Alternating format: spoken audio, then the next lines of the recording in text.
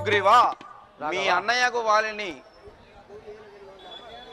మీ ఇద్దరికి ఏల పోరగలిగానో నాకు తెలుపు. రాఘవా వినవయ్య శ్రీరామ వినుమునొకనాడు గణ రాక్షసులు వచ్చే గ్రక్కునప్పుడు సమరంబు మాతోడ చెయ్యనా చేసియు తప్పించి భోజొంచే తక్షణమున్ అప్పుడు మాయన్న అధిక కోపముతోను కూర్చుండబెట్టగా గుహను వినుడి వచ్చిన రక్తంబు శ్వేతవర్ణంబు గనిపించు శీఘ్రముగన్ వాడు జచ్చిన రక్తంబు వరుసతో రుధిర వర్ణంబు అని చెప్పే రూఢిగాను శ్వేతవర్ణంబు గనిపించెనయ నాకు.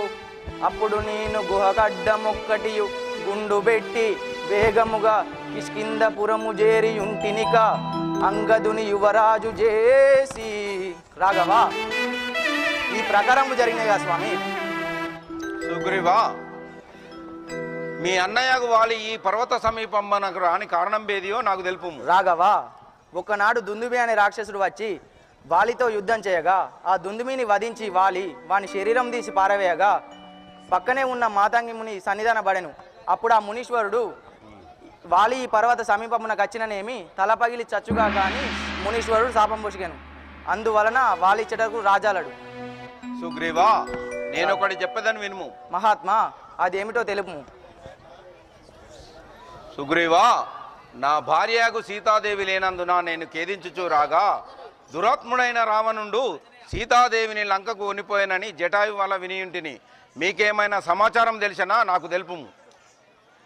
తెలుపుదాం.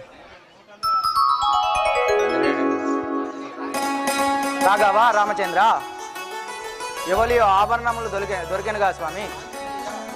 ఆంజనేయ మహాత్మా, అటులైన ఈ ఆభరణములు ఆమెయే కావచ్చును. హా, ఈ ఆభరణములన్నీ నా సీతాదేవి జానకివే కదా.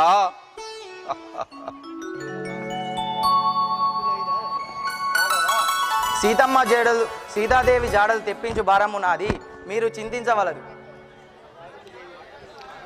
వాదం చేయుడి. వాదము చేయుడి పాదుగ మీరల్, వాదము చేయుడి పాదుగ మీరల్, వాదము చేయుడి పాదుగ మీరల్, వాదము చేయుడి పాదుగ మీరల్, వాదము చేయుడి పాదుగ మీరల్, వాదము చేయుడి పాదుగ మీరల్. అది చూసి నే బాణము సంజన, వాదము చేయుడి పాదుగ మీరల్, వాదము చేయుడి పాదుగ మీరల్. సుగ్రీవా, మీ అన్నయ్యకు వాలితో మీరు వాదం చేయుచుండగా నే బాణము సంధించి తనను భరిమార్చదను. పోయెదరామ పొందుగ నేను, పోయెదరామ పొందుగ నేను, అందముగా మమ్మాదరించుమే, అందరిదానం ఆదరించుమే, సంధ్యమును ఎప్పుడొందను మదిలో, అందరమునే దొంగలు మదిలో, ఇందివరా మీరివ్వుడి ఆజ్ఞను, ఇందివరా మీరివ్వుడి ఆజ్ఞను. పోయెదరామ పొందుగ నేను, పోయెదరామ పొందుగ నేను, అందముగా మమ్మాదరించుమే, అందముగా మమ్మాదరించుమే. రాఘవా, మీ ఆజ్ఞ చే నేను ఇదే పోవుచున్నవాడను. సుగ్రీవా, అట్లనే వెళ్ళిరమ్ము. మిమ్మల్ని